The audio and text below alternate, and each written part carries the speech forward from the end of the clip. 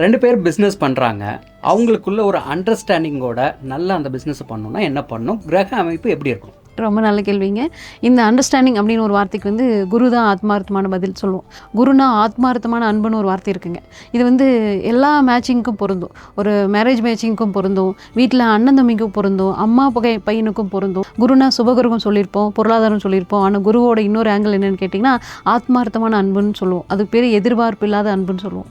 அப்போது இந்த குருவோட பார்வை ஆப்போசிட் ஆஃப்னோட்டோட லக்னத்துக்கோ ராசிக்கோ இருக்கும்போது, 10ஆம் அதிபதி மேலே இருக்கும்போதும் அவங்களுக்கு ஒரு ஆத்மார்த்தமான ஒரு அன்பு அவங்க மேலே இருக்கும். அவங்க சொல்கிறது சரின்னு இவங்க சப்போர்ட் பண்ணுவாங்க. அப்படி இல்லாட்டி இதை இப்படி பண்ணுங்க அப்படி பண்ணுங்கிறத மாற்றி சொல்லுவாங்க. அதில் ஒரு கோபம் இருக்காதுங்க. தங்க வீட்டில் இருக்கிற ஒருத்தங்க மாதிரி அவங்கள பார்ப்பாங்க. இது இந்த ஊரில் இருக்கிறவங்க இவங்க ஒரு ஊரில் பிறந்து வளர்ந்துருப்பாங்க. இவங்க கல்ச்சர் வேறையாக இருக்கும், அவங்க கல்ச்சர் வேறையாக இருக்கும், அவங்க வாழ்ந்த சூழ்நிலை எல்லாம் வேறையாக இருக்கும்.